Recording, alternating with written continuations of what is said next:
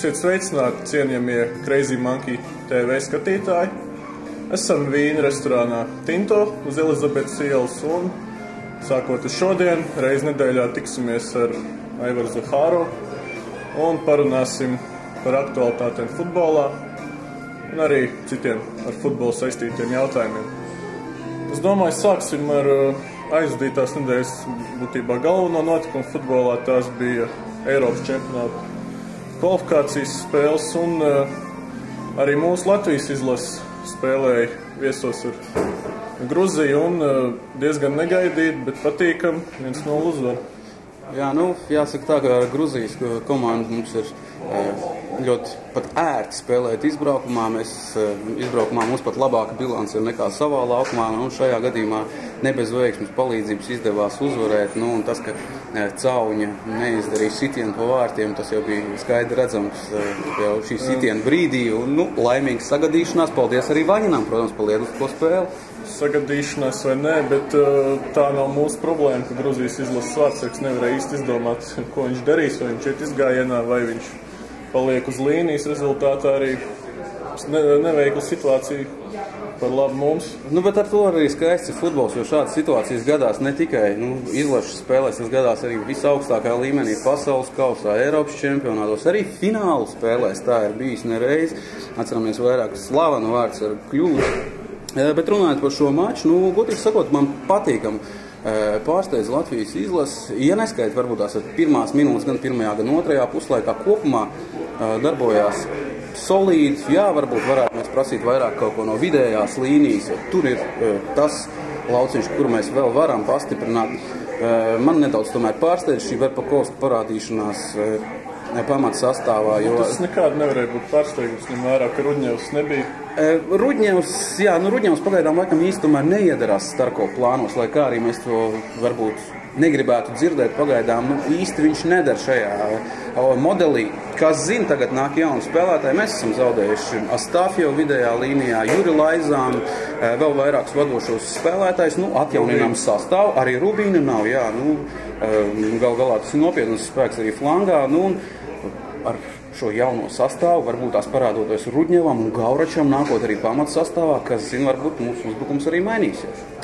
Nē, es nezinu, cik daudz ir tas, vai Rudņevs iedarās Starkova plānos. Lieta tāda, ka ar tiem pussargiem, kas ir mūsu Latvijas izlases rīcībā, mēs nevaram izmantot Rudņevu labākās īpašības, nevaram viņu izmantot tā, kā viņu izmanto Polijā, kur viņš arī ir gūs jau kaudzi ar vārtiem. Būtībā tas pat nav skaidrojums ar Starkova plāniem. Es domāju, ka viņš ļoti labi apzinās Rudņevu meistarību un saprot, ka viņam jābūt pamatsastāvā, bet kāpēc nav gūt vārti, jo Rudņevs nav tas futbolists, kas vēl nav tas futbolists, kas pats spēj savu šīs izdevības radīt, un pagaidām pienesums vidējā līnijā, Pagaidām ir grūti, protams. Skatīsimies, ko Lazdiņš iespējas vidējā līnijā, ko jauniešie pussargi spējas, bet es negribētu norakstīt to, ka Rudņevs ir tikai pateicoties pussargiem gūs visus šos vārdus. Mēs atceramies pagājušās spēles, viņu veiksmīgās arī pret Juventus komandu, kur viņš viens pats norganizēja tādus fantastiskus vārdus, ka tie ir palikuši visai Eiropā atmiņā, un nepavēlti viņu cena tiek spekulēta tur ar vairākiem miljoniem, sākot no uz otra beidzot līdz 6 miljoniem eiro. Skatīsimies, protams, es uzskatu, ka viņam jāspēlē vēl šī sezona ir Polijā, jākļūst par rezultīvāko čempionātā. 3 spēlēs 2 hat-triki, tas ir ļoti liels solis uz priekšu. Tieši tā, sekosim līdz arī turpmāk. Latvijas izlasēji nākamā spēle jau otrdien savā laukumā pret Grieķiju. Būs savādāk, būs grūtāk, bet pievērsīsimies arī citām spēlēm. A grupā Vācijas izlase jau ir kvalificējusies un Eiropas čempionātam arī viņus mēs nākamgad redzēsim Ukrainā un Polijā. 6-2 pret Austriju ļoti tāds principiālā kaimiņu duelī nepieklājīgs rezultāts, gribētu teikt. Mēs atceramies arī, kad pasaules, Eiropas čempionāts notika Šveicē un Austrijā, tad arī gan Šveices, gan Austrijas komandas neizskatījās diezko labs, un uzskat, ka Austrijas komandas labākie gadi ir aiz muguras, varbūt jaunie spēlētāji. Pēc gadiem 2, 3 spēs tomēr izrādīt nopietnu konkurenci, jo pašlaik austrieši tieši tāpat kā beļģi nav Eiropas top komanda. Jā, tā pašā laikā 6-2 arī pret Austriju, ja arī viņi nav labākajā kondīcijā un labākajās iespējamajā sastāvā, kāds bijis kādreiz. tomēr ir ļoti pārliecinošs rezultāts. Un kas interesanti, Vācijas izlases kapteinis Filips Lāms jau pirms spēles ļoti, teiksim tā, ļoti pašpārliecināti izteicās par Vācijas izlases izredzēm, sniegumu. Un šis ir tas gadījums sportā, kad viņš zina, ko viņš runā. Lāms pavisam noteikti zina, ko viņš runā, un ņemot vērā viņa intervijas, viņš nekad nav aizrāvies ar kaut kādām muļķīgām prognozēm un parasti ir izteicies īsi un kodolīgi par to, kā un kam ir jābūt. Mēs redzam, ka Vācijas izlase ir spēcīga, un pagājušā gada pasaules kausa to pierādīja, un es nebrīnīšos, ja vācieši aizkļūs atkal līdz pusfinālam, kā minimums arī nākamgad Ukrainā un Polijā. Snieguma izlase kļūs vēl jaunāk atjaunāt, vajadzētu beidzot arī kādam titulam būt. Tur ļoti labi jauni spēlētāji, kaut vai tas pats Millers, vairāk tāds. Gets. Tieši tā. Bet, ja Vācijai viss ir skaidrs, tad B grupā ļoti saspringta situācija. 3 komandas - Krievija, Īrija un Slovākija cīnīsies par tikšanu uz Eiropas čempionātu. Krieviem ļoti saspringta situācija. Pagaidām gan viņi līderi ar 16 punktiem. Ar 14 punktiem seko Īrija un Slovākija, taču jau rīt, otrdien, Krievija-Īrija ļoti principiāli, bet svarīga spēle abām komandām. Jāsaka tā, īriem ir tik daudz neveicies pēdējos gados, ka varbūt šoreiz un šogad viņiem tas izdosies. Mēs atceramies pagājušā gada pasaules kausu, gūta vārta ar roku un īri netiek uz pasaules kausu. Saprotams, ka sarežģīti, un es domāju, ka Īrijas komanda ir tā, kas var un ir spējīga uzvarēt Krieviju arī izbraukumā. Un Krieviem klāsies ļoti grūti, neskatoties to, ko viņi spēlē savā laukumā. Pa Slovākiem runājot, Slovāki sevi ir pierādījuši pēdējos čempionātos, un Slovākiem ir ļoti laba komanda. Jauna komanda, un tas, ka viņi var cīnīties par 1. un 2. vietu, par to nebija šauba arī pirms turnīra sākuma. Ja mēs ieskatāmies šajā grupā, un tad mēs redzam, ka tur Andora, Armēnija, Maķedonija paliek pāri, bija skaidrs, kuras komandas cīnīsies par iekļūšanu Eiropas čempionāta fināla turnīrā. Tā arī noticis, un attiecībā uz Krieviju un gaidāmo svarīgo spēli gribētos arī atgādināt, ka Krieviem šādas spēles neīpaši patīk un neīpaši veicies. Es vēl gribētu pieminēt, ka Krievijas izlases problēmām saistībā, protams, ar pirmā vārdsarga zaudēšanu. Tas ir ļoti nopietns zaudējums, un kā Krievi izturēs šo, es domāju, arī īru spiedienu lielā ziņā.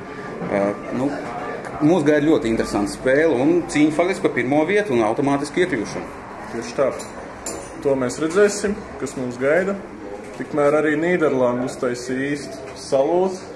Tiesa pretinieks San Marino, bet 11 vārti jāprot iesist arī šai plunduru valstiņai. Arī ir kvalificējušies Eiropas čempionātam. Arī jauna talantīga komanda. Bet, kas piesaista vairāk šajā grupā, tā ir cīņa par 2. vietu starp Ungāriju un Zviedriju. Zviedrijai vēl 11. oktobrī jāspēlē ar Nīderlandu, Ungārija jau šim grābeklim būs pārkāpus pāri. Es teicu tomēr, ka Zviedrijiem ir lielāks izredzes uz 2. vietu. Viņi tomēr spēlē savā laukumā. Lai arī tā ir Nīderlanda, 1 punktu Zviedri var aizķert. Ar to var pietikt. Tīpaši spēlēt savā laukumā, bet gan jāpiemin, ka Nīderlanda pagaidām nav zaudējusi nevienu spēli. Vārta attiecība plus 27. Nezinu, vai viņi gribēja sadot kaut 1 punktu šajā Eiropas čempionāta kvalifikācijā, tas viņiem ir pēdējā izrīks. Es domāju, ka Nīderlandes izlasē šeit vairs nav ko meklēt. Faktiski viņi jau visu ir izdarījuši, un šeit varētu būt tas lauciņš, kad varētu arī pamēģināt iespēlēt kāds no tiem spēlētājiem, kas vēl gluži netiek pamatsastāvā, kuri ir uz šīs robežas. Tas dod vēl papildus bonus uz Zviedriem, un mēs zinām, kā Zviedri spēlē savā laukumā ļoti veiksmīgi. Jā, viņiem ir arī zaudējumi pret Latviju savā laukumā, protams, bet kopumā viņi spēlē ļoti veiksmīgi savā laukumā, un es domāju, ka Zviedri tiešām dabūs šo 2. vietu un izcīnīs viņu. To mēs redzēsim. Vēl arī, ja runājam par favorītiem, tad Portugālē jau tā jau sāk kļūt par ierastu lietu, ka sagāda problēmas ar kvalificēšanos. H grupa, Portugāla 13 punkti, tikpat arī Norvēģijai, turpat uz papēžiem Indānija. Gaidāms interesants. Jāsaka, ka Dāņiem ļoti labas izredzes ir, turklāt Dāņi nākamo spēli aizvada Norvēģiju savā laukumā, un faktiski komandas uzvar šajā mačā nodrošina gandrīz savu 2. vietu. Dāņiem ir ļoti laba komanda, arī jauna un turklāt ļoti meistarīgi spēlētāji gan no Bundeslīgas, gan no Spānijas, gan no Anglijas. Un es domāju, ka Dāņiem ir labas izredzes. Portugālei šī mīcīšanās pa, tā maigi izsakoties, mīcīšanās pa kvalifikāciju nav pirmo, un es domāju arī ne pēdējo reizi. Neskatoties visiem šiem fantastiskajiem spēlētājiem, kas tiek pārdoti tur 40 miljoniem, ja, gandrīz vai. Ja runājam par Dāniju, es nebūtu tik pārliecināts. Vēl gan ar Norvēģiju jāspēlē, kur var visādi iet 11. oktobrī ar Portugālu pie tam iesos. Šeit var tikt zaudēt vērtīgi punkti. Es joprojām domāju, ka Norvēģi paliks ārpus un Dāņi ar Portugāļiem ies tālāk. Tā ir mana prognozes, protams, tīri subjektīvi. Skatītājiem būs iespēja salīdzināt mūsu prognozes. Es tomēr nebūtu tik droši par Dānijas izredzēm, bet, to mēs redzēsim. Dānijas komanda ir simpātiski, ļoti patikusi. Mēs atceramies fantastisko arī pirms 20 gadiem izcīnīto Eiropas čempionu titulu, kur Dāņi iekļuva pateicoties. Vienkārši tāds ir futbols, tāda ir sagadīšanās ar pēdējā vilcienā, pēdējā vagonā vilcienu tu ieliec un tu vari aizbraukt ļoti tālu, un kā to izdarīja Dāņi pirms 20 gadiem, kādēļ, lai viņi to neizdarītu arī tagad. To mēs redzēsim, vai vēsture atkārtosies tik tālu pa Eiropas čempionātu kvalifikāciju. To runāsim arī nākamajās reizēs. Tagad pa ārzemju līgām ir sākusies sezona, aizvadīts pirmās kārtas. Premjeru līgā ir nospēlētas pirmās 3 vai 4? 3 kārtas ir nospēlētas Premjeru līgā. Pagaidām Manchesteras kluba dominants ir neapšaubām. Tas nav nekāds pārsteigums absolūti, tas, ka Manchesteras kluba ir vadībā. Ja mēs runājam par šiem vadošajiem Anglijas klubiem, tad ārkārtīgi nepatīkama situācija ir sanākusi ar Arsenalu. Faktiski pirms sezonas jau 4 spēlētāji bija ārpus ierindas, vairākas diskvalifikācijas, ar viņu atceramies vēl tur problēmas, Fabregas projām, Nasrī. Faktiski komanda pēc 2 kārtām bija palikusi bez 9 pamatsastāvu spēlētājiem. Tas, ka viņi tagad atrodas 17. pozīcijā ar vienu izcīnītu punktu, nav nekāds pārsteigums. Un šis daudzās sarunas, kas izskanējušas arī Anglijā, ir par to, ka varbūt Wengera laiks ir pagājis. 850 spēles viņš jau ir aizvadījis pie Arsenalas Tours. Es kategoriski tam nepiekrītu. Es uzskatu, ka Arsens Wengers ir viens no labākajiem treneriem, bet šis 2-8 pret Manchesteru, tā ir katastrofa. Un es pats atceros laikus, kad dzīvoju Anglijā un bija zaudējums ar Stepanovu ierindā pret to pašu Manchesteru. Ar 1-7, 1-6, ja tu to uzskatīji par katastrofu, tad 2-8 ir vēl katastrofālāk. Mēs redzējām, kas notiek pēdējā transferu dienā, iegādāt pietiekami labi spēlētāji. Protams, viņiem neizdosies aizvietot ne Fabregas, ne Nasrī, bet Benajuns, Artieta, tie ir ļoti meistarīgi, ļoti augstas klases spēlētāji, pastiprinot aizsardzību. Zinām, Mertezakers ir atnācis vēl tur daži spēlētāji. Es uzskatu, ka Arsenal atgriezīsies, bet katrā gadījumā par vietu četrniekā būs cīnīties ārkārtīgi grūti. Par Arsenal pastiprinājumiem parunāsim mazliet vēlāk pie transferiem, bet, kas attiecas uz to tevis pieminēto spēli 2-8 pret Manchester United, šis ir tas gadījums, kad rezultāts varēja būt lielāks un kad rezultāts atbild spēles gaitai. Es gan šeit gribētu norādīt uz vienu tādu interesantu lietu. Pērnā gada sākums Anglijas Premjerlīga Manchester United ārkārtīgi grūti gāja pašā sākumā, un šogad ir ļoti viss veiksmīgi un plus 10 vārtu attiecīgi pēc 3 spēlēm. Lielā mērā es to izskaidroju ar to, ka Rūnijs ir atgriezies. Tik tiešām Rūnijs ir atgriezies. Mēs zinām pēdējo Anglijas izlases spēli pārliecinoši uzvaru Bulgārijā 3-0. Rūnijam 2 vārti. Viņš ir tādā formā, kādā nav bijis gadus 2. Un arī Premjerlīgā tas ir viens no spēkiem. Un es domāju, ka tas būs ārkārtīgi interesanti skatīties šo tieši Manchesteras klubu dueli, jo Džeko, kurš nosaukts, protams, nosaukts par labāko spēlētāju šajā mēnesī, līdzās pašam Seram Fergusonam, nekādu pārsteigumu nav. Džeko fantastiski. Ja viņš pagājušo sezonu iesāk katastrofāli ar 2 gūtiem vārtiem 11 spēlēs, noslēdz, jāsaka tā, tad šo sezonu viņš ir iesācis tā, kā no viņa to gaidīja. Sergio Aguero, ļoti nopietnas pastiprinājums. Tevesa nav, bet es domāju, ka Džeko ir spējīgs aizstāt Tevesa. Varbūt viņš nav labāks, bet katrā gadījumā gan rezultīvs, un mēs to redzam.